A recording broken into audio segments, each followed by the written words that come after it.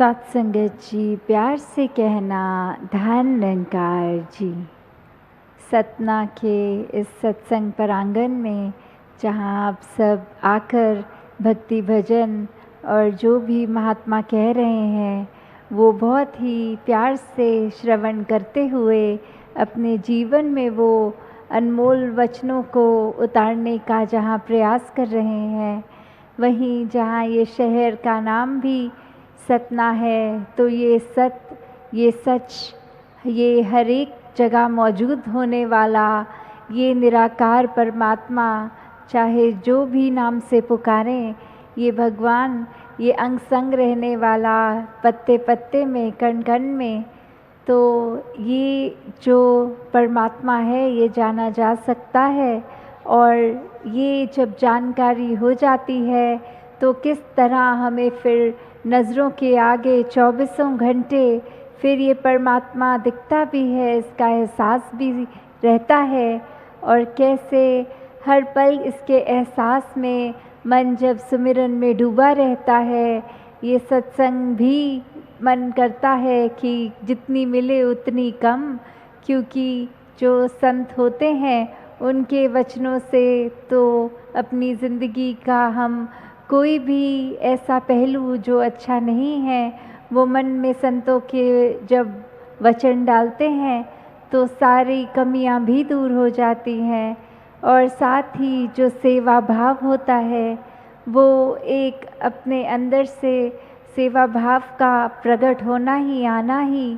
सिर्फ और सिर्फ उस तरह उस रास्ते पे हमें ले जा रहा है कि हम निस्वार्थ होके बिल्कुल अपने अहंकार को ना सामने लाते हुए ये समर्पित भाव से संसार में किसी भी मनुष्य की सेवा कर सकते हैं। सिर्फ मनुष्य ही नहीं, पूरे संसार में जितनी वनस्पति भी है, जितने जानवर भी हैं, जिस तरह भी हम हर एक में जहाँ परमात्मा का अंश आत्मा हर किसी में है, जब वो देख रहे हैं तो फिर ये सेवा भी करनी संभव होती है। तो हर एक के जीवन में जहाँ सेवा सुमिरन सत्संग करते हुए ये परमात्मा का एहसास बना रहे, वहीं साथ में अपने अंदर हर कोई झांके और देखे कि हमारे अंदर क्या कमियां हैं। कहीं हमारे मन में अहंकार तो नहीं कि कुछ भी अगर हम छोटा सा योगदान भी समाज में देते हैं तो उसको बढ़ा के अपने लिए भी और कुछ लोगों में सुनाते हैं कि हमने ये अच्छा कार्य किया है। या हमारे मन के अंदर कुछ इस तरह के भाव तो नहीं कि हम ही श्रेष्ठ हैं, दूसरा सामने वाला तो हमसे नीचा ही है, हमारे जैसी अच्छी सोच नहीं रखता, हमारे जैसा बलवान नहीं, या कुछ भी जो हम दूसरों को नीची निगाह से उनके पहनावे के ऊपर, उनकी स्किन टोन के ऊपर, उनके और कोई भी किसी चीज़ का भी फ़र्क करते हैं। मन में हमें किसी के लिए नफ़रत जहाँ नहीं रखनी, क्योंकि अगर हम ये सोचेंगे कि हमें चैन की नींद सोना है तो उसके लिए ये बहुत ज़रूरी है कि अपने पड़ोसी के घर भी शांति हो। नहीं तो हम जब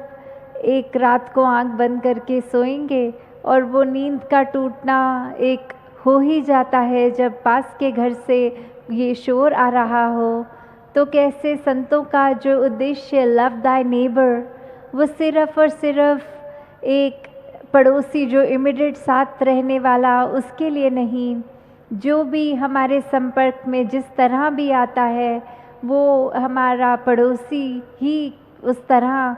जो है। तो कैसे सामाजिक रूप में भी हम जहाँ संसार में चैन का, अमन का ये पैगाम फैलाते जाएं, वहीं ये भी हमारा कर्तव्य कि हम किसी के लिए भी बुरे भाव मन में ना लाएं, क्योंकि बुरे भाव जहाँ जैसे ही आएंगे सबसे पहले तो हमारा ही मन बेचैन होता है, और फिर वो भावों को अगर कर्म रूप में हम डालकर किसी के प्रति कुछ मुंह से उनको ऐसा बोल देते हैं कड़वे वचन, या कुछ ऐसा कार्य कर देते हैं जिसके बाद उस व्यक्ति की भी दशा खराब हो जाती